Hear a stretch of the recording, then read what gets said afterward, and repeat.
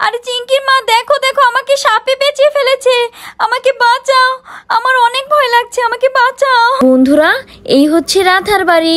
রাধাদের বাড়ি সবাই ঘুমাচ্ছে, কিন্তু রাধা তো আজকে সকাল সকাল উঠে গেছে। চলো তাহলে আজকের গল্পটি দেখে নেই। আরে এরা তো সবাই ঘুমাচ্ছে, কিন্তু আমার ঘুম তো তাড়াতাড়ি ভেঙে গেল। থাক, কোনো ব্যাপার না, আমার তো স্নান করতে হবে। আজকে পুকুরে যেয়ে স্নান করব। কতদিন হয়ে গেল পুকুরে স্নান করি না। কিন্তু আমি একা একা যাব নাকি? সবাই তো ঘুমাচ্ছে। আচ্ছা, কোনো ব্যাপার না, আমি চা বানাতে থাকি, ততক্ষণে সবাই উঠে যাবে। চলো এখন আমি চাটা বানিয়ে নিই। এই বলে তো রাধা রান্নাঘরের দিকে যেতে থাকে। আজকে তো আমি পুকুরে স্নান করতে যাব, অনেক মজা হবে। দেখো তো দিদি আর পিঙ্কি কেমন নাক ডেকে ঘুমাচ্ছে, মনে হচ্ছে অনেক গভীর ঘুমে আছে। দিদিকে কি বলবো পুকুরে স্নান করবে নাকি? না থাক, পরেই জাগিয়ে দেব। কি সুন্দর ঘুমাচ্ছে, ঘুমাতে থাক। যাই যাই, তাড়াতাড়ি করে চাটা বানিয়ে নিই। আরে রান্নাঘরে তো পানিই নেই, কিভাবে চা বানাবো? না কলসিতে পানি আছে, না বালতিতে পানি আছে। তাহলে তো পুকুর থেকে পানিও আনতে হবে রান্না করার জন্য, তাহলেই তো কিছু বানাতে পারবো। যাই যাই, এখন দিদিকে ডাক দেই, পানি ছাড়া তো আর রান্না করা যাবে না। যাই। আর এইখানে তো চিঙ্কির মা আসছিল, চিঙ্কিকে সাথে নিয়ে। চলো চলো চিঙ্কি, জিজ্ঞাসা করি তোমার রাধা আংটি আর সীতা আংটি যাবে নাকি পুকুরে আমাদের সাথে স্নান করতে? আরে রাধা, রাধা কোথায় তুমি? দেখো আমরা এসেছি। আরে চিঙ্কি, এইবারই সবাই তো ঘুমাচ্ছে, এখনো উঠিনি, তাও আবার নাক ডেকে। কিন্তু রাধাকে তো দেখছি না, রাধা আবার কোথায় গেল? রাধা, ও রাধা। আরে চিঙ্কির মা, এত সকাল সকাল তুমি? কোনো দরকার নাকি চিঙ্কির মা? আরে রাধা, আমরা পুকুরে যাচ্ছিলাম স্নান করার জন্য, তাই ভাবলাম তোমাকেও বলি, তুমি যদি যাও আমাদের সাথে। আরে চিঙ্কির মা, আমাদের দুই বান্ধবীর চিন্তা তো একই রকম। আমিও সকাল থেকে ভাবছি আজকে পুকুরে যেয়ে স্নান করব। ভালোই হয়েছে তোমরা এসে পড়েছো। চিঙ্কি তো পুকুরে যাব বলে পাগল বানিয়ে ফেলেছে। ইয়ে, অনেক মজা হবে। কিন্তু রাধা আংটি পিঙ্কি কোথায়? পিঙ্কি তো বলেছিল ও আমাদের সাথে যাবে, তাহলে কি পিঙ্কি যাবে না আমাদের সাথে? আরে চিঙ্কি, পিঙ্কি তো নাক ডেকে ঘুমাচ্ছে এখনো। আচ্ছা কোনো সমস্যা নেই, আমি এক্ষুনি ডাকছি। আরে পিঙ্কি, ও পিঙ্কি, ওঠো, দেখো কে এসেছে। চিঙ্কি এসেছে। দিদি উঠেছো? আমরা না পুকুরে স্নান করতে যাচ্ছি, যাবে তুমি? আরে বা রাধা, তুই আজকে এত সকালে ঘুম থেকে উঠেছিস, আর আমার তো চোখই খুলতে চাচ্ছে না। আর রাধা, চিঙ্কির মাকে দেখলাম, কোনো কাজ আছে নাকি চিঙ্কির মার? ও হ্যাঁ দিদি, চিঙ্কির মা পুকুরে স্নান করতে যাবে, তাই আমাকে ডাকার জন্য এসেছে। আর হ্যাঁ, রান্নাঘরে তো কোনো পানিই নেই দিদি। ও আচ্ছা রাধা, তাহলে কলসিটাও নিয়ে চল, পানি নিয়ে আসবো। আরে পিঙ্কি ওঠো, জলদি করে ওঠো, আমরা সবাই পুকুরে স্নান করতে যাচ্ছি, যাবে না তুমি? কি, তোমরা সবাই পুকুরে স্নান করতে যাচ্ছ? মা মা, আমিও যাব তোমাদের সাথে পুকুরে স্নান করতে। আচ্ছা আচ্ছা পিঙ্কি সোনা, তুমি তাহলে উঠো তাড়াতাড়ি। যাই, গুড়িয়ার বাবাকে বলে যাই আমরা পুকুরে স্নান করতে যাচ্ছি। আরে গুড়িয়ার বাবা তো এখনো ঘুমাচ্ছে, এই লোকটা যে কত ঘুমাতে পারে না। আরে গুড়িয়ার বাবা ওঠো, আরে ওঠো না, কি ব্যাপার, ও তো ওঠার নামই নিচ্ছে না। আরে গুড়িয়ার বাবা, সকাল হয়ে গেছে তো, ওঠো না। ধুর, গুড়িয়ার বাবা তো উঠছেই না। উঠছি। গুড়িয়ার মা, কি হয়েছে? এত সকাল সকাল ডাকলে, কোনো দরকার নাকি? আরে হ্যাঁ গো গুড়িয়ার বাবা, চিঙ্কির মা এসেছে, আমরা সবাই পুকুরে স্নান করতে যাব, আর রান্নাঘরে রান্না করার জন্য কোনো পানি নেই। হ্যাঁ বুঝলাম, কিন্তু রাধা তুমি কোন পুকুরে যাচ্ছ স্নান করার জন্য?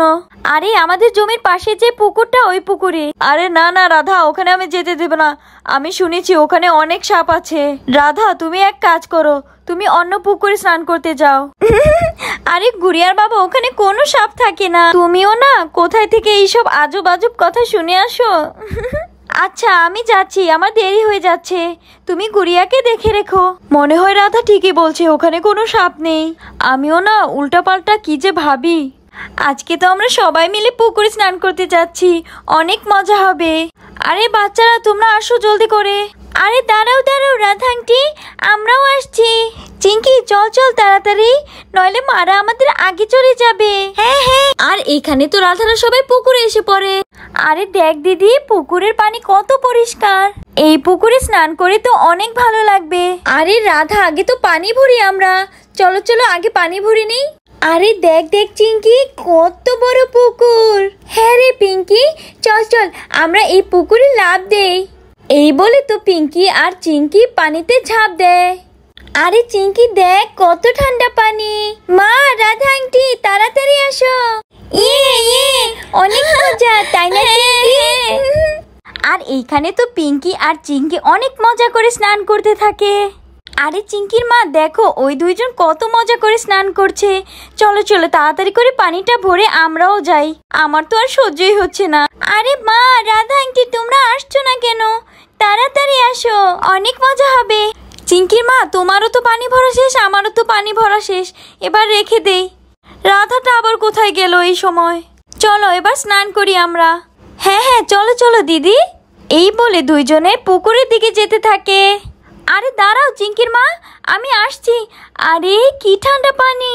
ভালো তো রাধা ডেকেছিল, নইলে তো আমি এত মজা করতেই পারতাম না। হ্যাঁ হ্যাঁ দিদি, বাচ্চারাও কত মজা পাচ্ছে এখানে। যে গরম পড়েছে, এই পুকুরে স্নান করে অনেক ভালো লাগছে। আর এইখানে তো সবাই অনেক মজা করে স্নান করতে থাকে। পুকুরে স্নান করার তো মজাই আলাদা, তাই না চিঙ্কির মা? হ্যাঁ হ্যাঁ দিদি, আপনি একদম ঠিক বলেছেন। কিন্তু একই বন্ধুরা, পুকুরের পানিতে তো কত বড় একটি সাপ। এখন কি হবে? আরে সাপ তুই চলে যা। কিন্তু এখানে তো সাপটি সীতার দিকে যাচ্ছে। আরে আস্তে আস্তে করে তো সীতাকে পেঁচিয়ে ফেলছে। আরে আরে রাধা, আরে চিঙ্কির মা দেখো দেখো, আমাকে সাপে পেঁচিয়ে ফেলেছে। আমাকে বাঁচাও, আমার অনেক ভয় লাগছে, আমাকে বাঁচাও। কি হয়ে গেল? আরে দিদি কি বলছিস? সাপ কোথা থেকে আসলো? আরে গুড়িয়ার বাবা তো ঠিকই বলেছিল, এই পুকুরে সাপ। আমি কেন যে গুড়িয়ার বাবার কথা শুনলাম না। না, এখন ওসব ভাবার সময় নেই, একটা লাঠির ব্যবস্থা করতে হবে। দাঁড়া দিদি, আমি এক্ষুনি আসছি। আরে দেখ না, আমার মাকে সাপে পেঁচিয়ে ভয় পেও না। আরে দাদা কিছু একটা করো, মাকে তো সাপে পেঁচিয়ে ফেলেছে। আরে সীতা দিদি তুমি ভয় পেও না, রাধা গিয়েছে লাঠি আনতে। দিদি তুমি নাড়াচাড়া দিও না, একটু স্থিরভাবে থাকার চেষ্টা করো। রাধা গিয়েছে, এক্ষুনি এসে পড়বে দিদি, তুমি ভয় পেও না। আরে চিঙ্কির মা, আমার কি হবে? আমার তো অনেক ভয় লাগছে। আরে দিদি, এটা তো পানির সাপ, আমার মনে হচ্ছে এটা এতটাও বিষাক্ত হবে না। তুমি ভয় পেও না দিদি। আর এইখানে তো রাধা এসে পড়ে লাঠি নিয়ে। আরে দিদি তুই নড়াচড়া দিস না, আমি এক্ষুনি সাপটিকে সরিয়ে দিচ্ছি। এই বলে তো রাধা সাপটিকে লাঠি দিয়ে পেটাতে থাকে, কিন্তু সাপটি তো কোনোভাবেই যাচ্ছিল না। আরে দিদি সাপটা তো কোনোভাবেই সরছে না। দাঁড়া, তোকে ইচ্ছা মতো পেটাচ্ছি। আর আস্তে আস্তে তো সাপটি ছুটতে থাকে। দিদি দিদি তুই নড়িস না, এই তো সাপটি সরে যাচ্ছে। দাঁড়া দাঁড়া, তুই ভয় পাস না দিদি। আর আস্তে আস্তে সীতার শরীর থেকে সাপটি ছুটে যায় আর কোথায় যেন চলে যেতে থাকে। আরে রাধা, তুই না থাকলে আমার কি যে হয়ে যেত আজকে। আরে ব্যাপার না দিদি। আরে হ্যাঁ রে রাধা, চল চল, এখানে আর এক মুহূর্তও না, বাচ্চাদের ডাক, চল চল চলে যাই। আরে হ্যাঁ হ্যাঁ দিদি, বাচ্চাদের ডাকছি। দিদি গুড়িয়ার বাবা আমাদের না করেছিল, আমরা তো শুনলাম না। আচ্ছা দিদি চল এবার বাড়ি যাই। হ্যাঁ হ্যাঁ। আরে বাচ্চারা কোথায় তোমরা? তাড়াতাড়ি আসো, এখানে আর থাকা যাবে না।